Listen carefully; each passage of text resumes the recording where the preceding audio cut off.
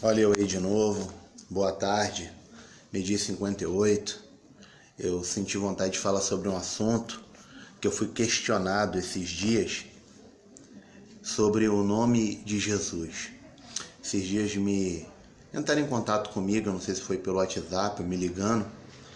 Tem hora que eu atendo tanto telefonema, tanta mensagem explicando a Bíblia, que eu esqueço se foi uma ligação normal, uma ligação de WhatsApp ou de Facebook, uma videochamada, ou somente mensagens pelo WhatsApp. Tem hora que eu esqueço, que é muita gente ligando para mim para tirar dúvida acerca da Bíblia, para tirar algumas dúvidas.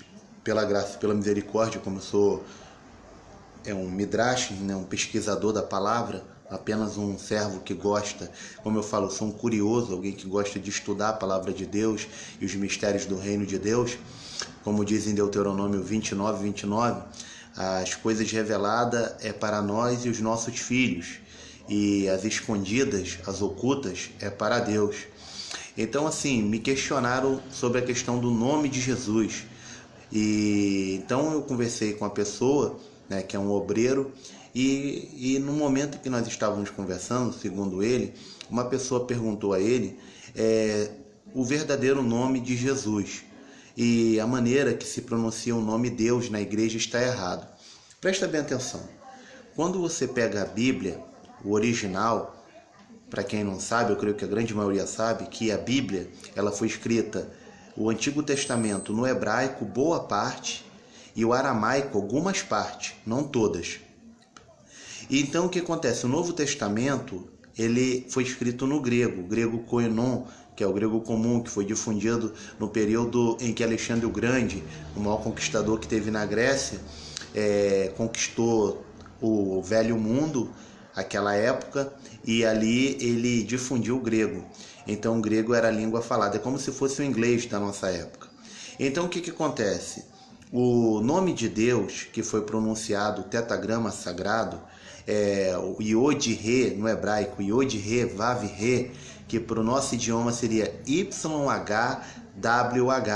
que a tradução mais correta, os testemunhas de Jeová, eles falam que a tradução seria Jeová, mas os estudiosos da tradução mais correta do Yod-He, Vav-He, que é o YHWH, seria Iavé, ou Yahweh, entendeu? E o nome Jesus, em hebraico, seria Yeshua ou Yehoshua, que significa o Senhor salva ou o Senhor é a minha salvação. O nome de Deus, no hebraico, eles não pronunciam o nome dele, que é um nome impronunciável. No Salmo 23, que é o tão conhecido Salmo 23 para cristão, para católico, para qualquer um, o Salmo 23, Senhor meu pastor e nada me faltará, no hebraico não é lido assim. Vou te dar um exemplo. No hebraico assim, Metzmore Davi Hashem Rolô Essá. Quer dizer, Salmo de Davi, Hashem Rolô Essá. Eles não chamam ele de Deus, eles falam porque é um nome impronunciável, eles não falam esse nome. Eles falam Hashem. A palavra Hashem significa o nome, entendeu? Outro exemplo, ali em Gênesis, capítulo de número 1, quando ele fala, no princípio criou Deus os céus e a terra era sem forma e vazia. No princípio criou Deus os céus e a terra, né? Bereshit bara Elohim. Bereshit bara Elohim. No princípio criou Deus. A palavra Elohim é uma palavra que é uma pluralidade. Essa pluralidade significa que Deus, o Pai, Deus, o Filho, Deus, o Espírito Santo, que os três são um, né? Tá lá em Tiago 2,19, tu crê que Deus é um? Faz bem, porque até os demônios creem e tremem. Deus é um, mas a sua manifestação é Deus no Antigo Testamento, Filho no Novo Testamento e Espírito Santo agora na época da graça, ao qual nós vivemos. Então ele fala, Bereshit bara Elohim, no princípio criou Deus. O termo aqui, Elohim, empregado, é para a pluralidade de Deus. Não está falando do nome dele, porque o nome dele é impronunciável. Um exemplo, quando Jesus se manifestou, o que está ali em Isaías capítulo 9, versículo 6, quando ele falou, profetizou, Isaías, o profeta messiânico, ele falou, porque um menino nos nasceu, Um filho se nos deu, e o seu nome será maravilhoso, conselheiro, Deus forte, Pai da eternidade, príncipe da paz, e o principado estará sobre os seus ombros. O que acontece? Quando Jesus nasceu, né, e o anjo falou, o nome dele será Jesus, porque o Senhor visitará o seu povo e o livrará dos seus pecados. Ali o nome Jesus, no hebraico, não é chamado Jesus. Jesus é para o nosso idioma, porque no hebraico não existe a letra J. O hebraico é 22 consoantes, depois mais na frente que foram criar as vogais, que é chamado de sinais massoréticos, que é o Gadol, Gametes Gadol, Tisserê, Patá, entendeu? Então, assim, no hebraico não existe, no original, não existia vogais, existia somente consoantes. Então, o nome Jesus, Yahoshua ou Yeshua, é a transliteração para o nosso idioma, porque o nosso idioma veio sendo transliterado. Ele foi transliterado do grego ele foi transliterado para o latim, que na palavra do latim é Jesus, o E com acento agudo, e aí para o nosso idioma, né, o nosso tupi-guarani, que é o português, é uma mistura de latim, é uma mistura, uma miscelânea, é um sopão, uma mistura de tudo, saiu Jesus, né? Tanto é que o português é a língua mais difícil de aprender do mundo. É isso aí considerado os poliglotas, os conhecedores de idioma, dizem que o nosso idioma é o mais difícil do mundo. Então preste bem atenção. Então o nome Jesus para nós não está errado. Como dizes, nos Estados Unidos, para os americanos, como Yeshua, Yahoshua para os judeus, para o povo israelita. Então, assim, para deixar bem claro, eu senti de falar isso aqui, quando alguém vier com essa conversa do nome de Deus, que é o tetragrama sagrado, o nome impronunciável, tá entendendo? O nome impronunciável, que é o Yod He Vav He, que é o YHWH, que é o Yahvé, o correto é Yahvé, e Deus se manifestou dessa forma, e dessa forma no Antigo Testamento. Então Jesus, seu filho, se manifestou como Yahoshua, que é o nosso Jesus, né? E o que está lá em Filipenses, capítulo 2, do versículo 5 em diante, aí lá no final do versículo ele fala que todo joelho se dobrará e toda língua confessará que Jesus Cristo é o Senhor. Então o que acontece? Jesus para nós, de língua portuguesa, dizes para os norte-americanos, e Yahoshua, ou Yeshua, para o povo hebreu, para os judeus, ok? E aproveitando o gancho aqui, dessa mesma pergunta que falaram, ontem eu tive uma conversa com um amigo meu, que é um seminarista, ele estava fazendo uma faculdade de teologia, ele tinha uma dúvida acerca da trombeta, e eu quero aproveitar o embalo aqui e rapidamente falar. Ele estava querendo falar da trombeta, que está em 1 Coríntios 15, versículos 51 e 52, quando Paulo fala assim, eis que vos digo, perdão, eis que vos digo um mistério, nem todos nós dormiremos, mas seremos transformados ao soar da última trombeta, num abrir e fechar de olhos. Então preste bem atenção.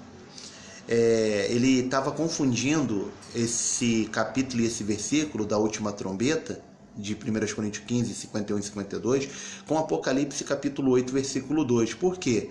Por causa que no capítulo 8 de Apocalipse, versículo 2, fala de 7 trombetas na mão de 7 anjos, que foi dada por Deus, que é as 7 trombetas da ira de Deus, que vai cair sobre a terra após o arrebatamento. E essa última trombeta, cujo qual o apóstolo Paulo está falando, e ele também faz essa consonância em 1 Tessalonicenses, capítulo 4, 16 e 17, quando ele fala, mesmo o Senhor descerá do céu com alarido, com voz de arcanjo e com a trombeta de Deus, e os mortos ressuscitarão primeiro, e nós, os que estivermos vivos, seremos arrebatados ao encontro do Senhor nas nuvens, e estaremos para sempre com ele nos ares. Então preste bem atenção. Ele fala de uma trombeta. Como é que é a visão de Paulo? Paulo era um judeu e a visão que ele tinha era das festas judaicas.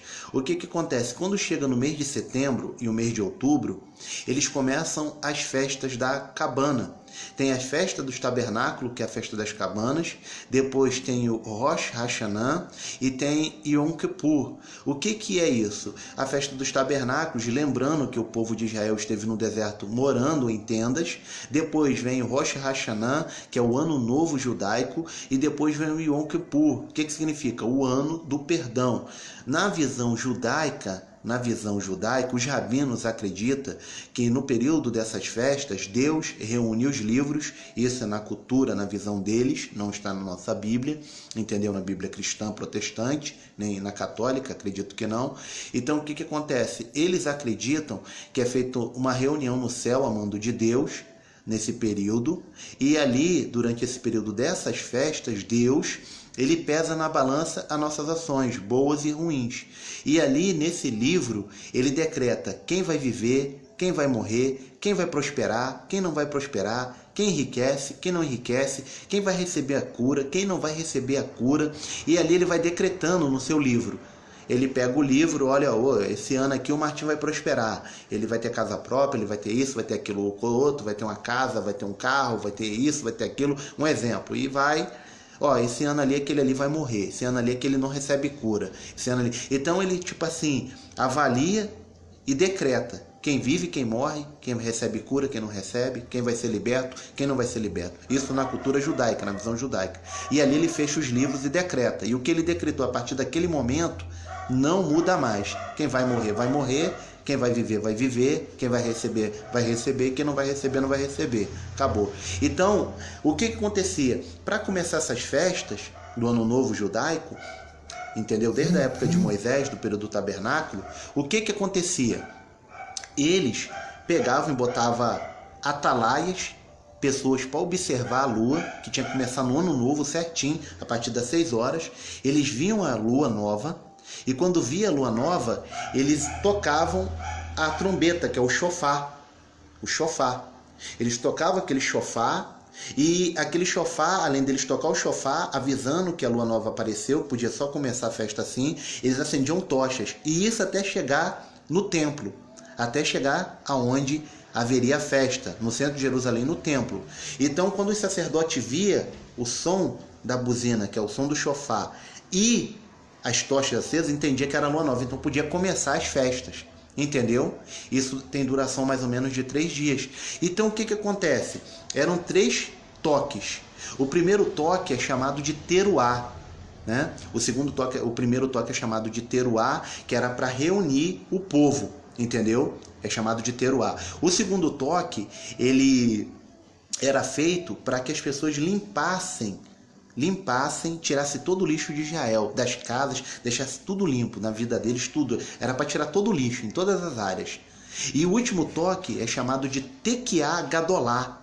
Tekiá Gadolá, que era um toque mais extenso, um toque mais demorado. E esse toque, chamado Tekiá Gadolá, era o toque da última trombeta. Era o seu último toque, e depois disso acabou, entendeu? Então, o que acontece, amados? Quando Paulo fala, lá em 1 Coríntios 15, 51 e 52, ao soar da última trombeta, ele está fazendo uma analogia, uma comparação com essa trombeta que era tocada, esse último toque do shofar, para começar a festa de Ano Novo, entendeu? Vinha o tabernáculo, o perdão e depois o Ano Novo, entendeu? Quer dizer, vida nova. Passou, vida nova. E é mais ou menos assim. Depois que a trombeta soar, os mortos ressuscitarem, incorruptíveis, num corpo glorificado, os que estiverem vivos serão arrebatados, vão estar com Cristo o quê? Numa nova vida eterna. Vão estar com ele para sempre, para participar das bodas do Cordeiro e do tribunal. Então vai ser uma festa estar com Deus. Vai ser uma festa eterna. Que ali a Bíblia fala no capítulo 21 de Apocalipse, versículo 4, o quê? Que não vai haver choro, nem morte, nem maldição. No capítulo de número 22 ele fala, vi um novo céu e uma nova terra. E o mar, as primeiras coisas já passaram, e o mar já não existe, quer dizer, passado. que importa daqui para frente. Então aproveitei o gancho para explicar sobre isso, amém? Que o Eterno, o Hashem, Kadosh Baruch Hu, te abençoe, você, sua casa, abençoe todas as áreas, abra teu entendimento, o teu coração, que nenhum bloqueio espiritual humano venha impedir a progressão da palavra de Deus, a progressão de uma vida espiritual, de uma vida de oração, de santidade com Deus, que Deus abra sua mente, o seu coração, o seu entendimento para compreender as coisas do reino de Deus, amém? Que Deus abençoe você, a sua casa, a sua família, o seu trabalho, todas as áreas da sua vida, em nome de Jesus, em nome de Yeshua, em nome de Al-Roshua, em nome de Jesus, amém? Que Deus abençoe. E eu quero aproveitar mais um detalhe. Foi me perguntado também se o pastor vai apresentar a igreja lá no céu quando subir no arrebatamento. Irmão, não vai ser assim. Ou ele vai ser julgado de acordo com o que ele fez aqui na terra. Mas tudo que ele fez vai ser pesado na balança. 1 Coríntios 3, versículo 11 até o 15. E Romanos 14, 12. Cada um de vós dará conta de si mesmo a Deus. Aí a Bíblia fala lá em Lucas 12, versículo 47. Aquele que muito lhe é dado, muito lhe se pedirá. Aquele que muito lhe é dado, muito lhe será cobrado. Entendeu? 47 e 48. Então o que acontece? Ele vai chegar lá, ele era um pastor, ele vai ser cobrado na medida de um pastor. Eu sou um missionário, eu chegar no céu, vou ser cobrado na medida de um missionário.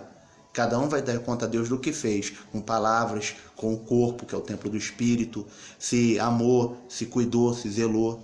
Ali tem os critérios de Deus, ok? Que Deus... Então, cada um de nós vai prestar conta a Deus individualmente. Nem eu vou falar pelo meu pai, nem pela minha mãe, nem pelo meu irmão. Eu vou dar conta de mim, lá no Bema, e vou receber meus galardões lá. Amém? Que Deus abençoe a todos. Amém.